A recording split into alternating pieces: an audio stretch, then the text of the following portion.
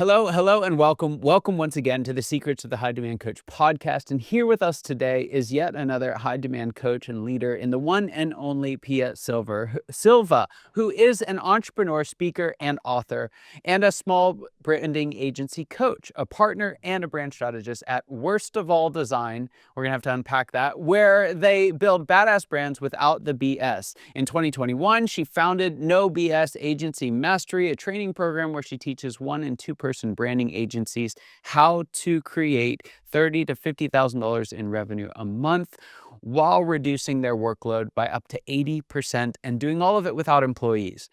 She is also the author of the best-selling book, Badass Your Brand, The Impatient Entrepreneur's Guide to Turning Expertise into Profit, and has delivered a popular TED Talk on cultivating true confidence. She's here with us today. Pia, welcome to the show. So excited to have you here. One thing that jumped out as we were going through your bio again, and I've read it so many times but it's the first time it jumped out, is a lot of folks feel like to scale, they have to add, right? It has to be more. There have to be more employees. There has to be more stuff. There have to be more services. And very much a big part of your message is that's not true. To do $30,000 and $50,000 a month, you don't need to have employees. Why is it so important to recognize that before going out and trying to build, the next version of your company? I mean, listen, when you're a small business, simplicity is key. I think if entrepreneurs listening out there, when you're an entrepreneur, there are just endless things to do. I think we all feel a little frenetic, especially because there's so much information online. It's like there's too many things to do. And simplification is how we focus not only our time and our energy so that the things that we actually do, um, get the attention that they deserve and the care that they deserve, which Yeah. levels up the value of what you're putting out. But it also means that your audience is going to really understand who you work with, how you work with them. It makes you more referable. It makes you more memorable. I mean, I think the idea of we need to add product lines or have more offers, work with more Yeah. people, that's something you do when you're, I don't even know, 10, 50, $100 million company. Yeah. We're small businesses. There are plenty of clients to go around when you go super niche in your market and your offer, and it's going to make your life a lot easier and it's going to make your offers a lot more profitable, which is what I'm all about. Yeah, I love that. You have a problem if you have more product lines than people, right? That's just that's usually problematic. And here's what I love about what you do. There's so many people who are in that, I call it the startup entrepreneur stage, and it's them, and they look down on themselves because it's just them. And so they go out and they kind of build their company in a way that requires them to get more employees, and then they wake up and they're like, "What's wrong with these people? I don't want to manage all of these folks." And what you offer, particularly in the agency world, but there's something for everyone to learn here, is that you don't have to add people to add profit, to add, and you don't have to trade hours for dollars. That there is another way. In other words, you can optimize for that stage. You don't have to leave it behind and graduate to the next. So it's really, really cool. So one of the things that jumped out for me as I was going through your work, and this is something I'm constantly working with our coaches on, our scale architects, is this idea of niching down, right? And everyone's heard that. Everyone, kind of knows that, but so few of us do it, particularly in this stage. And so the big question that I have for you is, first off, from your experience, why is it so important? We want to make sure we cover that. And then two, there's this inevitable fear that comes with it, right? And how do we manage that feeling of saying no or scarcity that tends to come along, especially in the early days of trimming down our market? Yes, well, I've been there too with the fear that if I narrow my niche, then I'm going to leave money on the table because, oh, there's all these people around that would hire me if only I was working with them.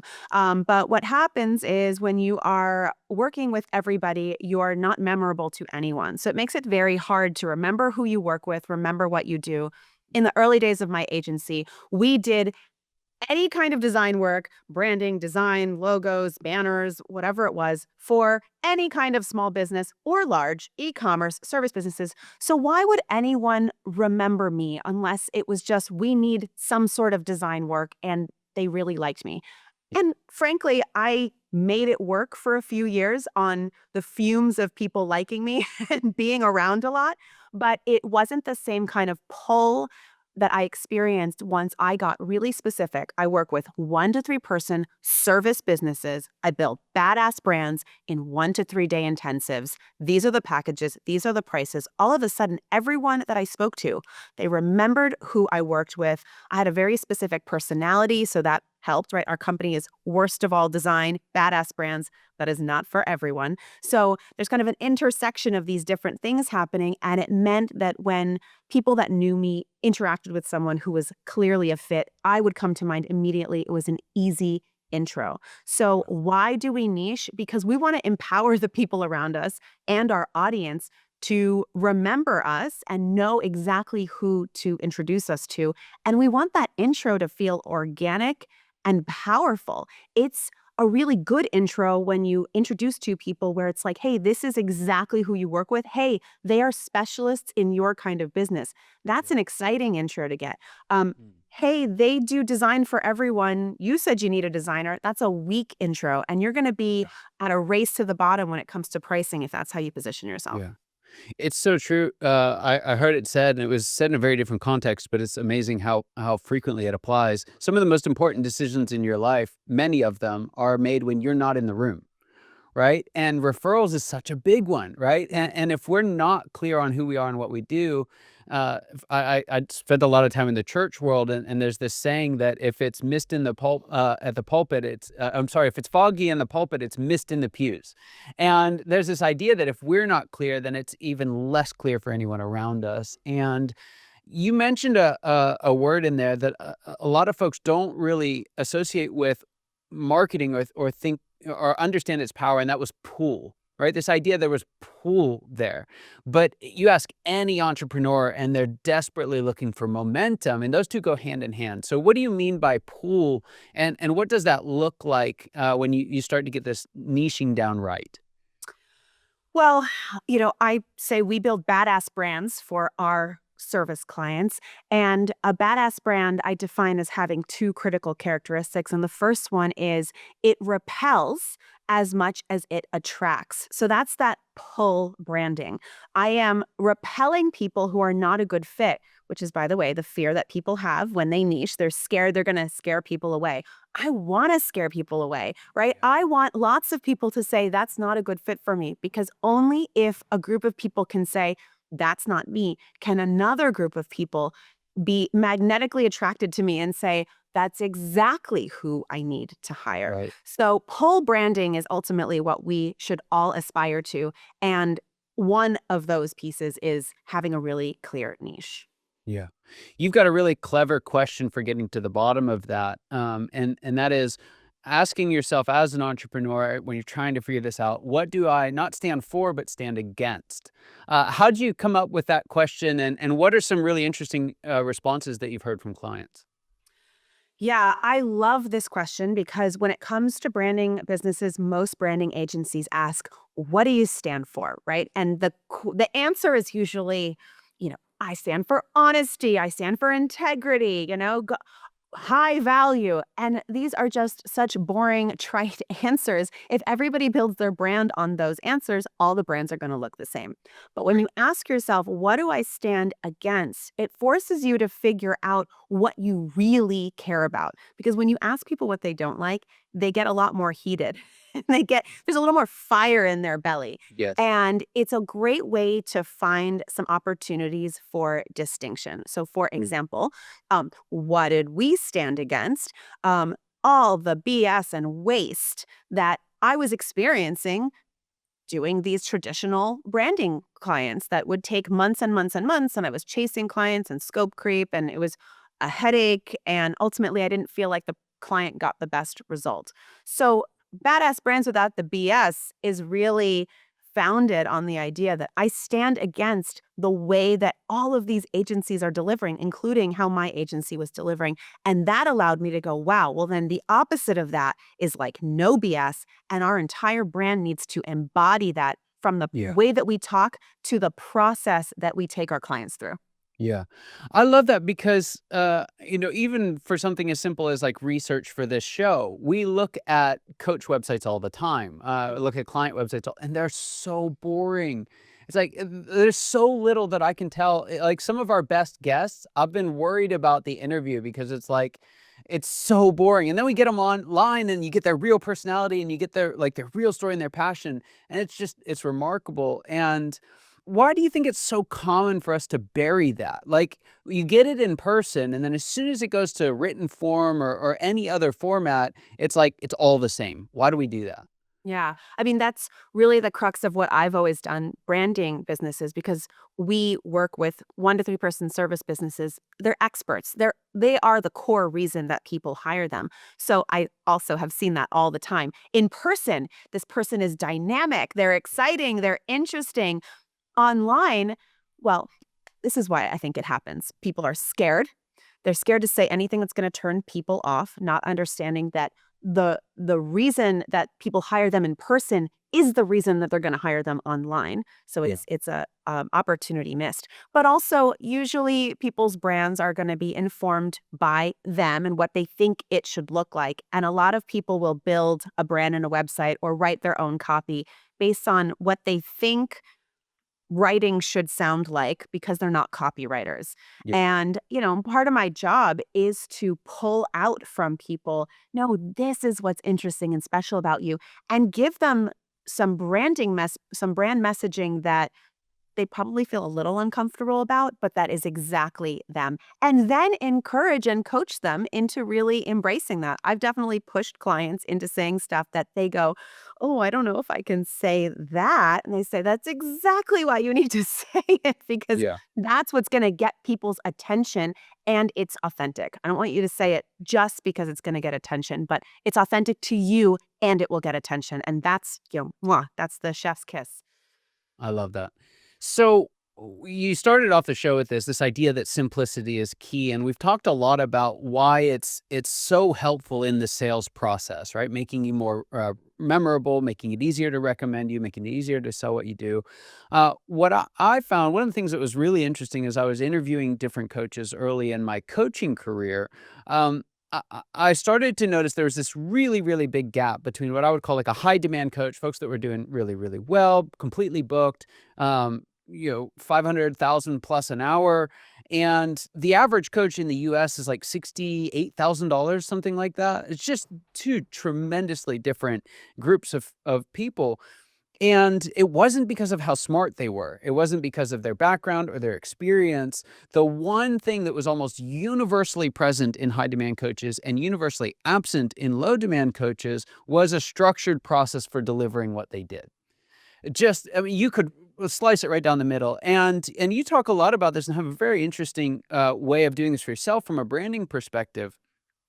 Um, what have you found is so important about this idea of structuring what you do, and how's that showed up and helped your clients? Yeah, well, in the creative services world, people are not buying, they can't see the product that they're buying, right? We're actually buying a promise that you're going to create Mm. something amazing for us. We can look at your past work and say we like it, but we don't know what you're going to make for us. It's the same in coaching. I'm buying the promise that this person is going to help me get the outcome I'm looking for, Right. get the transformation I'm looking for. So, how are we going to feel secure and safe that we're gonna get that outcome? Because we can't see it. It's not like walking into a store, trying a pair of pants. These are the pants I'm buying. Well, a process and a structured process, something you've done over and over again, gives the client that trust. It Yeah. tells them, I have done this before the same way to get these results. So you can trust me and the process. Now, what we do inside that process, for us, every brand is custom. It's Yeah. specific to the client, but the process is the same. So we know we'll get the outcome. And that's what those coaches are selling too. They're saying, I have a process I'm going to take you through to get you that result. And since you want that result, how are you going to believe I'm going to get you there? Process does a lot of the heavy lifting. Yeah. It's so true. It's so true. So pulling this together, we're niching down. That allows us to simplify what we offer, and simplifying what we offer, we can create a consistent process. All of that builds competence and confidence for us, builds trust with clients, delivers awesome results. But the one thing that I want to add to that, that I picked up from your book, is what I think at some point in time you called the most important word in business. I may have got that wrong, but I think that I remember that. And it was yes. No, I'm kidding. It was no. And so we've kind of alluded to how this happens, but why is no so important, and what are we saying no to in this stage? Oh my gosh. We're saying no to everything except the things that you need to do to move your business forward. We're saying no to the wrong clients. We're saying no to activities that aren't directly supporting the the building of our value, our skills, our marketing, our sales.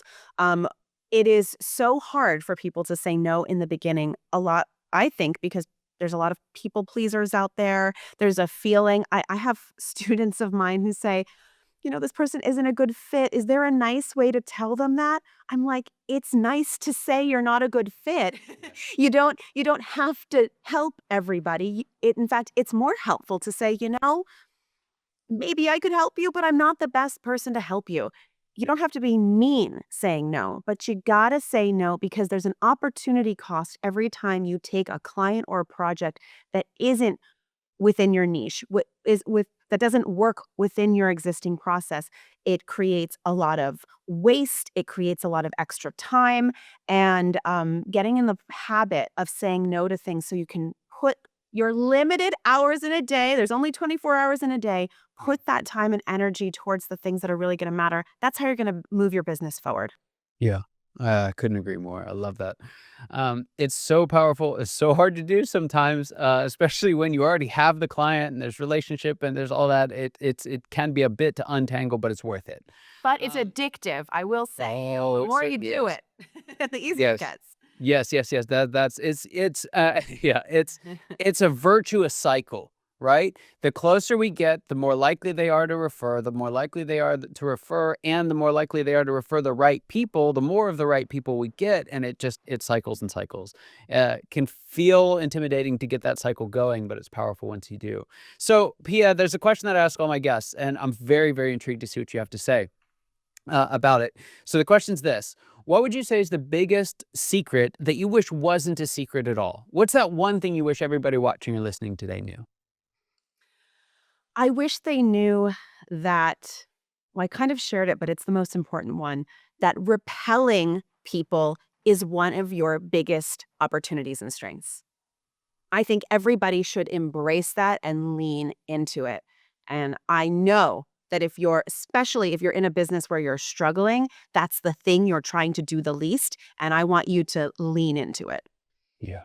It's so good. So good. So counterintuitive at first, but it just starts to make so much sense so quickly. Mhm. Pia, fantastic, fantastic advice for folks, not just for the branding world, not just for the coaching world, but entrepreneurs across the board.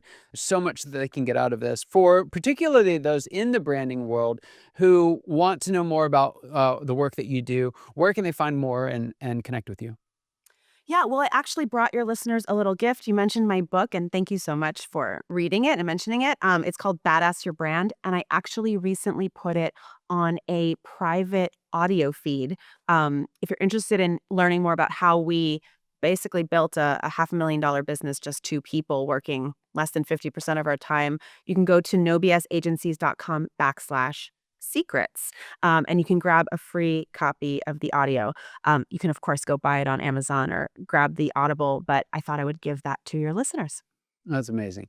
As someone who read it and doesn't lead a 1 or 2 person agency, there was a ton that I got out of it personally. So don't let that Appreciate it. intimidate you. And if you are in branding, or anywhere close to it, it's a must read. I really do believe that. Pia, thanks for being on the show. Really appreciate that and the offer that you made here. For everyone, head over to nobsagencies.com/secrets. We'll put that in the show notes for you. Get a copy of her book, get it on Amazon. You won't regret it. But Pia, again, thank you for being on the show. Really an honor and privilege. And for everyone who's listening today, your time and attention mean the world to us. I hope you got as much out of this conversation as I know I did, and I cannot wait to see you next time. Take Thank care. you so much, Scott.